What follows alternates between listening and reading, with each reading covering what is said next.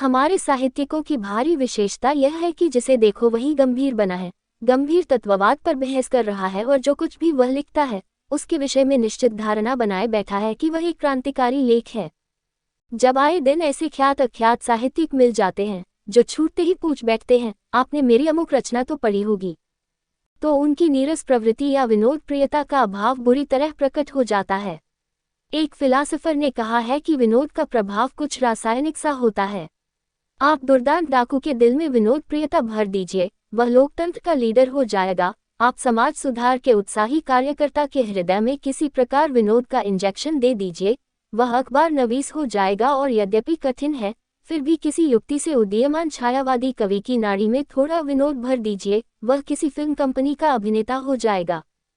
एक आधुनिक चीनी फिलासफर को दिन रात ये चिंता परेशान करती रहती है कि आखिर लोकतंत्र के नेताओं और डिक्टेटरों में अंतर क्या है। यदि आप सचमुच गंभीरतापूर्वक छानबीन करें तो रूजवेल्ट और स्टालिन में कोई मौलिक अंतर नहीं मिलेगा। या दूर की बात छोड़िए, गांधी और जिन्ना में कोई अंतर नहीं है जहां तक शक्ति प्रयोग का प्रश्न है। गांधी की बात भी कांग्रेस के लिए कानून है और जिन्ना की बात भी मुस्लिम लीग के लिए वेद वाक्य है। फिर भी एक डेमोक्रेट है और दूसरा डिक्टेटर। क्यों? चीनी फिलासफर ने 4 वर्ष की निरंतर साधना के बाद आविष्कार किया कि डेमोक्रेट हंसना और मुस्कुराना जानता है, पर डिक्टेटर हंसने की बात सोचते भी नहीं। उनको आप जहां भी देखें और जब भी देखें, उनकी भौहें तनी हुई हैं, मुट्ठियां बंधी हुई हैं, ललाट कुंचित है, अधरोष्ठ दांतों की उपांतरेख के समानांतर जमा हुआ है, मानो ये अभी दुनिया को भस्म कर देना चाहते हैं। अगर इन शक्तिशाली डिक्टेटरों में हंसने का थोड़ा सा मादा होता तो दुनिया आज कुछ और हो गई होती। जब जब मैं कलकत्ते के चिड़ियाघर में गया हूँ, तब तब मुझे ऐसा लगा है कि संसार के जीवों में सबसे अधिक गंभीर और चिंतामग्न चेहरा उस चिड़ियाघर में रखे हुए एक वनमानुष का है। उसको देखते ही जान पड़ता है कि संसार की समस्त वेदना को वह हस्तामलिक की भांति देख रहा है और अपनी सुदूरपातिनी दृष्टि से इन आने जाने वाले दर्शकों के करुण भविष्य को वह प्रत्यक्ष देख रहा है। मैंने बाद में पढ़ा है कि अफ्रीका के हाबशियों में यह विश्वास है कि वनमानुष मनुष्य की बोली बोल भी सकते हैं और संसार के रहस्य को भली भांति समझ भी सकते हैं, परंतु इस डर से बोलते नहीं कि कहीं लोग पकड़कर उन्हें गुलाम न बना लें। ये बात जब तक मुझे नहीं मालूम थी तब तक मैं समझता था कि यह कलकत्तवाला वनमानुष ही बहुत गंभीर और तत्वचिंतक लगता है। अब मैंने अपनी राय में संशोधन कर लिया है। वस्तुतः संसार के सभी वनमानुष गंभीर तत्वदर्शी दिखाई देते हैं। मैं कभी कभी सोचता हूँ कि आदिम युग का मनुष्य, जबकि वह वानरी योनि से मानवी योनि में नया नया आया था, कुछ इस कलकत्तीय वनमानुष की ही भांति गंभीर रहा होगा। मगर यह भी कैसे कहूँ, जेब्रा और गैंडा भी मुझे कम गंभीर नहीं लगते तथा गधे और ऊंट भी इस सूची से अलग नहीं किए जा सकते। फिर भी इनकी तुलना वनमानुष से नहीं की जा सकती। अंततः गधे और वनमानुष की गंभीरता में मौलिक भेद है।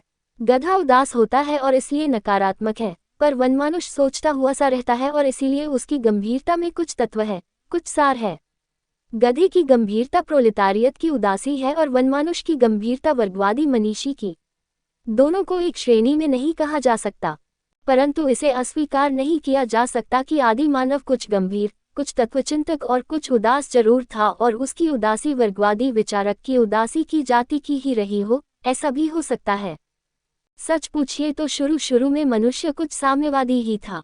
हंसना हंसाना तब शुरू हुआ होगा जब उसने कुछ पूंजी इकट्ठी कर ली होगी और संचय के साधन जुटा लिए होंगे।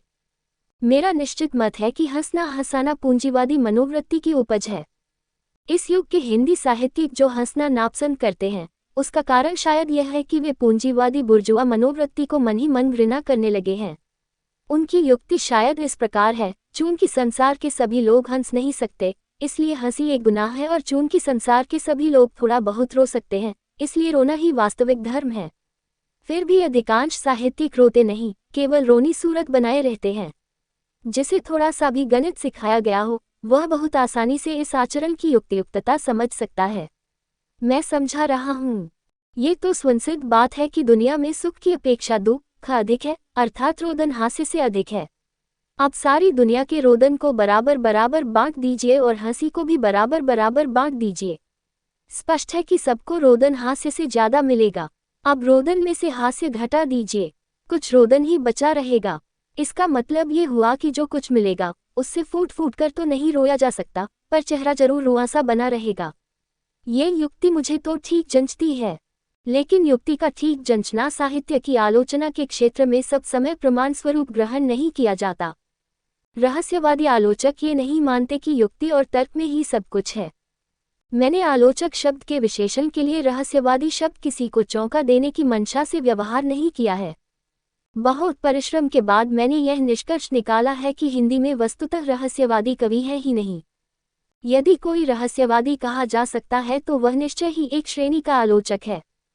जहाँ तक हिंदी बोलने वालों का संबंध है, रहस्यवादी साधु और फकीर तो बहुत हैं, पर वे सब साधना की दुनिया के जीव हैं। साहित्य की दुनिया में रहस्यवादी जीव यदि कोई है तो वे निश्चय ही एक तरह के आलोचक हैं। और जब कभी मैं रहस्यवादी शब्द की बात सोचता हूँ तो काशी के भदैनी मोहल्ले की सड़क पर साधना करने वाला रहमत अली फकीर मेरे सामने जरूर आ जाता है। ये फकीर मन, वचन और कर्म तीनों से विशुद्ध रहस्यवादी था। अनिकेत वह जरूर था, पर उसके बड़े से बड़े निंदक को भी यह कहने में जरूर संकोच होगा कि वह स्थिरमति भी था।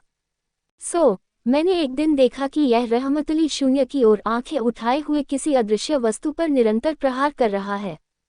लात, मुके, भूं से 1, 2, 3 लगातार। दर्शक तो वहां बहुत थे, कुछ सहमे हुए, कुछ भक्तियुक्त, कुछ यूं ही से और कुछ गंभीर। एकाध मुस्करा भी रहे थे।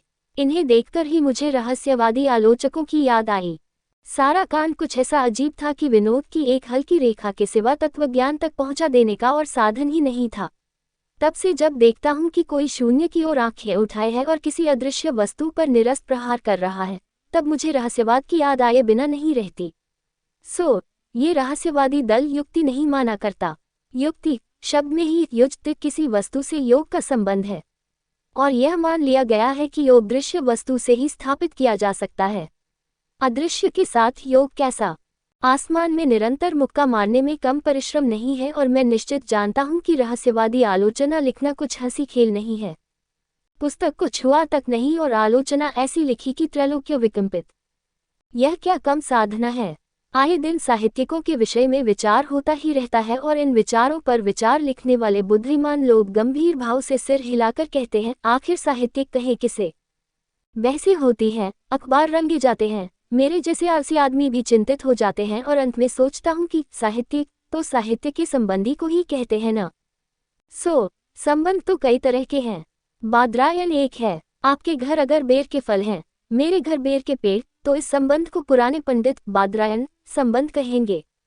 साहित्य से संबंध रखने वाले जीव 5 प्रकार के हैं: लेखक, पाठक, संपादक, प्रकाशक और आलोचक। सबके क्षेत्र अलग अलग हैं। पढ़ने वाला आलोचना नहीं करता, आलोचना करने वाला पढ़ता नहीं, यही तो उचित नाता है। एक ही आदमी पढ़े भी और लिखे भी, या पढ़े भी और आलोचना भी करे या लिखे भी, इत्यादि इत्यादि, तो साहित्य में अराजकता फैल जाए। इसीलिए कोई जब एक लेखक से पूछता है कि आपने मेरी अमुक रचना पढ़ी, तब जी में आता है कि कह दूं, डॉक्टर के पास जाओ, तुम्हारे दिमाग में कुछ दोष है। पर डॉक्टर क्या करेगा? विनोद का इंजेक्शन किसी फैक्ट्री ने अभी तक तैयार नहीं किया, इसलिए मुस्कुराकर चुप लगा जाता हूँ। मेरे एक होम्योपैथी मित्र का दृढ़ मत है कि विनोद की कमी दूर करने के लिए कोई इंजेक्शन तैयार किया जा सकता है।